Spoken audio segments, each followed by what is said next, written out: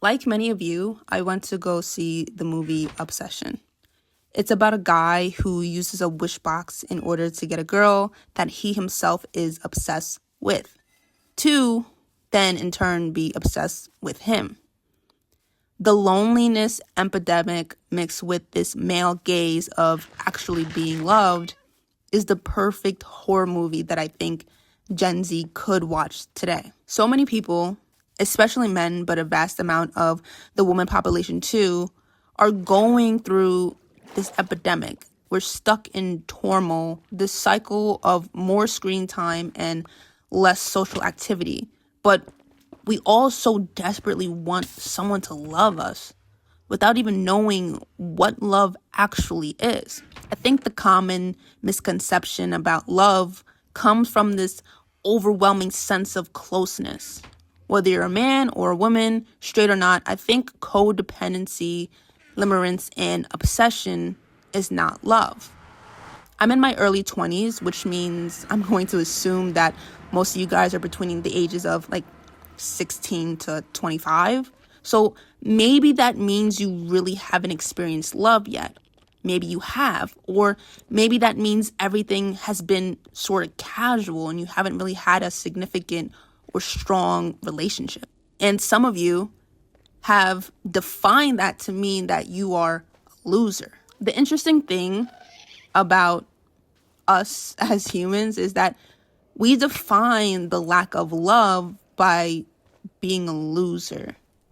I truly think with the advancement of technology, we've lost some part of social connection. But if we continue to only blame technology, we won't able to actually grow as people, as individuals.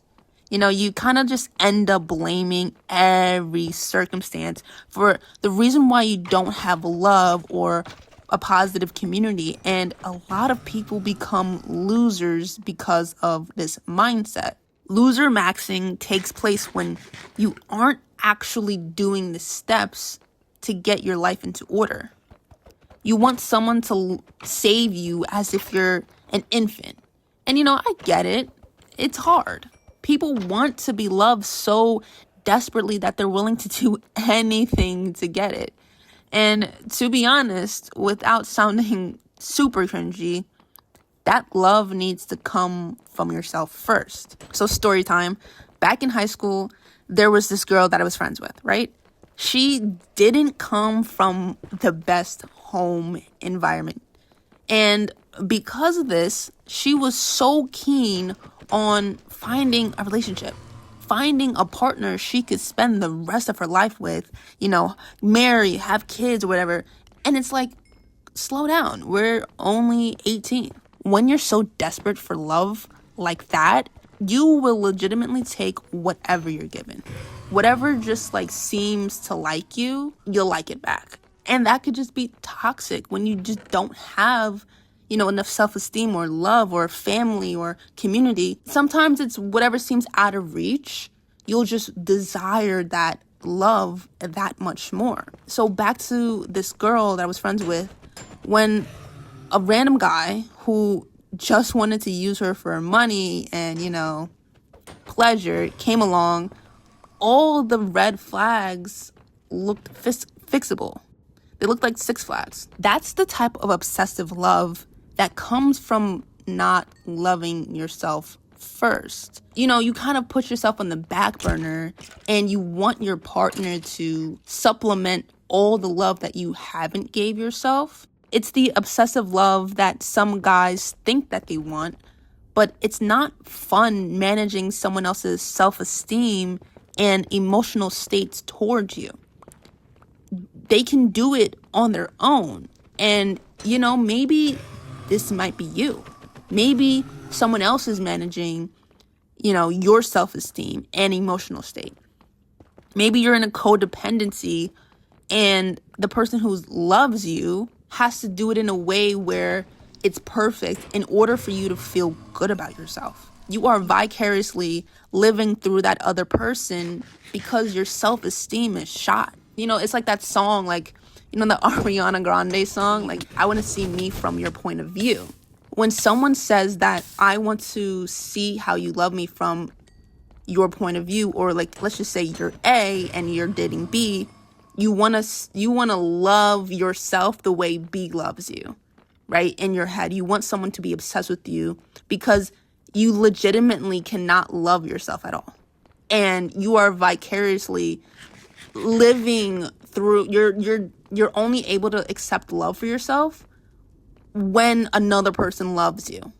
You know what I mean? And it's kind of narcissistic, but it's also just like this emotional abandonment that you may have with yourself. Also, not a psychologist, so I don't know. Another personal example is the incel guy friend group that I was in for about half a semester of college. You know, I didn't really have friends at the time, and I was going through my own loneliness chapter, which I still kind of am, but, you know, less. And I honestly just wanted friends. But hanging around men who constantly see the world as the problem is the number one way to end up as a loser. Hanging around college kids who only see life through their little TikTok lens is crippling.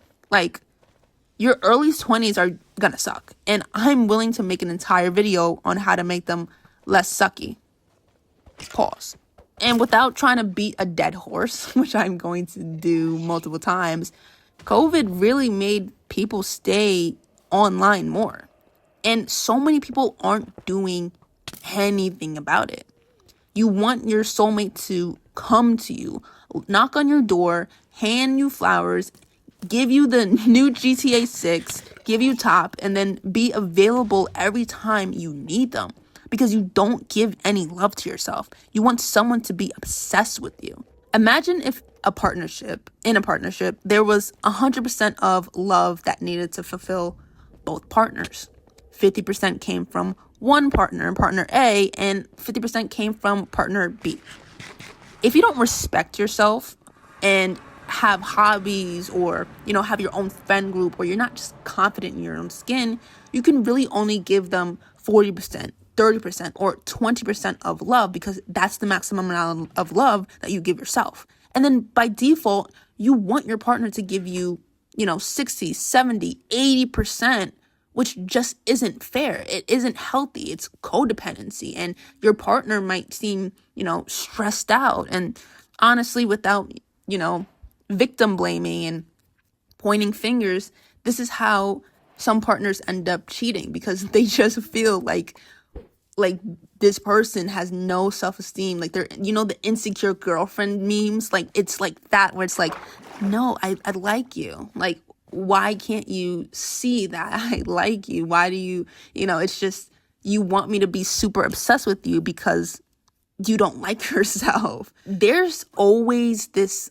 sort of aura you get from people who are just losers.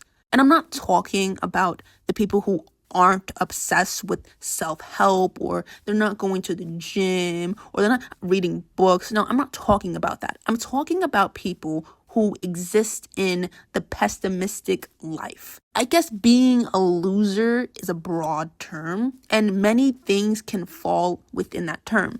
The people who have no virtue just end up sucking the literal soul out of you. And to be frank, I used to be a loser. And that's why I feel like I'm a professional when it comes to making this video. Being down bad could mean something different to everyone.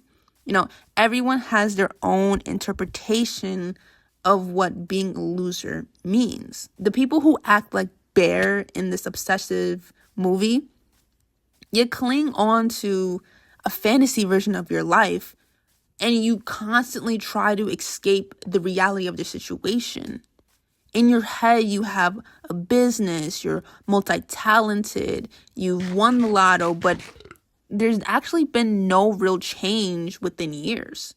Or the change is so small that the only thing you can do is just imagine when your life is better. Like me, when I was going through my loser phase, you just fall into this self-help trap. Nothing actually changes. You're still an NPC. A term people on TikTok use is quote unquote monitoring spirit.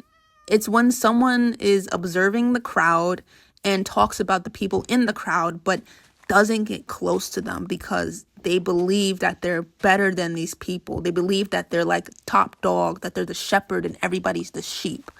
Or worse, they believe that everybody else is better than them. You know, everybody else has this car, or they have this degree, or they have the girls. I'm not gonna lie, a few weeks ago, I acted like the former version of this. I acted like someone who thought that I was so much better than the people around me because I started this channel, or I started reading more, working more, going to the gym, and just making long-term decisions. But I realized I was just judging people in my head. Comparing myself to them made me hate myself. And in return, I think I projected hate onto them, which made them hate me back. I became a loser. And that's the self-help curse. If you're not too careful, you'll get sucked into thinking that you're holier than thou. And then you'll start to move weird. So to tie this back to the movie Obsession, the main character, Bear, is a modern example of what a loser is.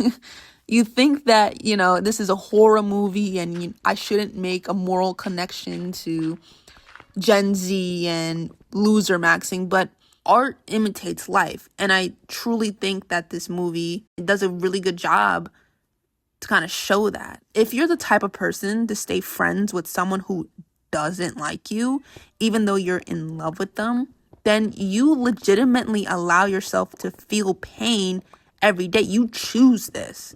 And I used to be in this situation, and many of you may have been in this similar situation, right? That's why this hit so hard. I was losermaxing and I was in love. This person ended up hurting me by just me being around them, me being in the friend zone, hoping that one day they could see me as the person that could love them. It's a little cringy, but it's the truth. I started to lose myself because I lacked self-esteem to ask this person out, knowing that deep down they didn't like me for who I was, and neither did I. I didn't like me for who I was. To stay in this permanent limbo state of wishing that someone could love me back, or maybe love you back, you know, maybe you're in the same situation, this unrequited feeling of torture. This movie just projected this psychological understanding of how a small fraction of people think their partner should act, even though they genuinely don't like themselves, you know? And the roles in this can be reversed. There could be a woman out there who wants a dude to buy her a ton of flowers, kiss the ground she walks on, all because of this red pill culture diet. But I think women who need constant praise and attention from their men don't really like themselves. I think men who need constant attention and need to sleep with multiple women don't really like themselves either. So I guess you're wondering what real love is. And that question is hard to answer because not everybody has the same love language. Not everybody has the same personality or experience. It's a rare thing. And you can fall in and out with one person or with multiple people. I'm not telling you in this video that you can't be clingy or can't think about your partner, especially in that honeymoon effect. I'm just telling you that in order to find the right person, in order to be in love correctly, you have to learn to like yourself. You don't have to be a narc or wish on a star, but you have to have some self-interest, hobbies that you like to do outside of your romantic partnership. Too much closeness breeds resentment. Relationships aren't supposed to be suffocating or, you know, this intense lingering feeling. They're supposed to be mutual partnerships.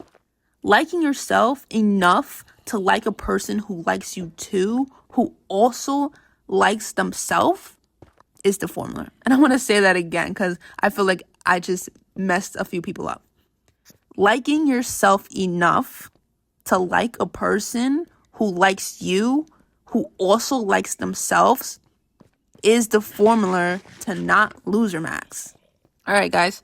If you want me to do a video on how to like yourself more, leave a comment and subscribe. I need some subscribers. I'm not going to lie. YouTube is also going to recommend a video of mine to watch. So I'll see you over there.